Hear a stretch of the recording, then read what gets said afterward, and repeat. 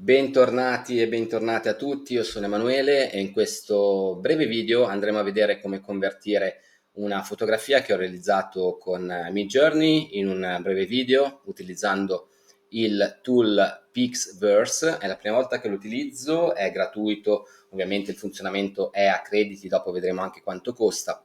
Sostanzialmente il meccanismo è molto semplice, il tool che ci serve del set appunto di strumenti è da immagine a video. Questa è un'immagine di Angelina Jolie da piccola, da bimba, che ho creato con Midjourney. Come forse sapete sono esperto appunto in fotografia di ritratto con l'intelligenza artificiale di Midjourney, e il comando che ho dato è un comando di tipo cinematografico, piuttosto semplice, abbastanza intuitivo. Appunto, la differenza tra la foto e il video è che per creare belle foto bisogna avere grande conoscenza appunto dell'apparato fotografico, delle inquadrature e degli stili. Ovviamente per quanto riguarda le immagini cinematografiche in movimento sarà necessario appunto avere conoscenza dei movimenti di macchina.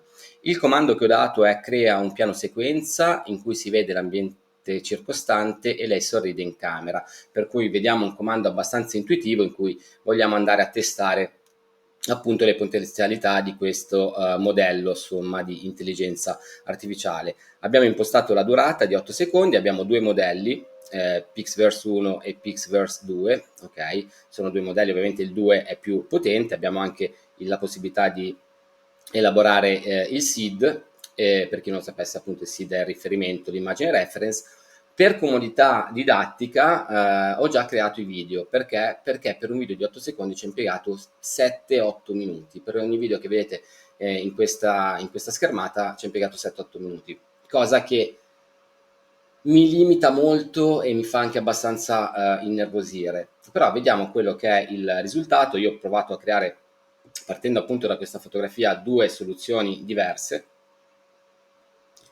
Quella che mi convince di più è questa. Vediamo come abbia seguito appunto l'idea del piano sequenza e faccia vedere l'ambiente circostante.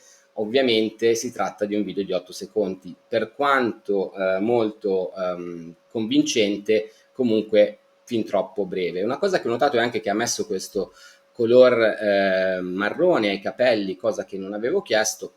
Però comunque bisogna dire che questo risultato è decisamente interessante. Per scaricarlo lo possiamo scaricare qui. Volevo vedere se ha messo anche della musica sotto. No, sarebbe carino poterci mettere anche della musica. Questa invece è la seconda soluzione, la seconda alternativa. Sorride, non è un piano sequenza, diciamo che è più una carrellata questo, però molto bello. Allora, un tool che comunque da una foto riesce a tirar fuori qualcosa di molto interessante, soprattutto per chi si occupa di social media, vuole destare subito l'attenzione, e sicuramente, voglio dire, vedere una fotografia che prende vita è sempre un qualcosa di straordinario. È uno strumento gratuito con alcuni piani che adesso vedremo, che secondo me fa quello che promette. Vero è però che siamo ancora ben lontani da un tool che possa appunto includere tutte le variabili e dei discorsi insomma più approfonditi. Per cui questo tool ve lo consiglio? Ma sì, ve lo consiglio, perché comunque ha fatto delle buone cose, fa delle animazioni interessanti. Ovviamente tutto sta nel tipo di comando che noi andiamo a mettere. Io ne ho messo uno molto, molto semplice. Avrei potuto mettere trasforma questa bambina in un robot, ok, vedere cosa tirava fuori. Per quanto riguarda i prezzi, abbiamo un 50 crediti al giorno per soli 4 dollari al mese, se paghiamo annualmente, altrimenti sono 5 dollari, ed è possibile togliere il watermark nei video generati e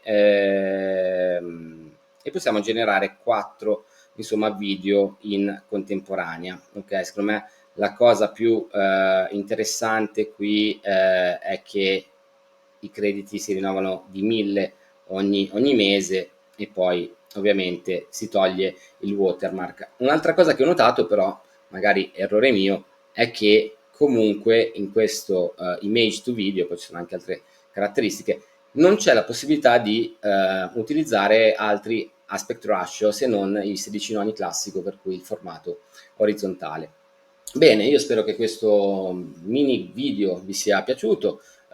Insomma, è interessante per chi come me si occupa di fotografia cercare di dare una terza dimensione e il movimento, insomma, alle proprie fotografie. Continuate a sperimentare, seguite i miei tentativi appunto di portare l'intelligenza artificiale a un qualcosa di più umano, di più emozionale. E vi ringrazio, vi saluto e ci vediamo al prossimo video. Ciao da Emanuele.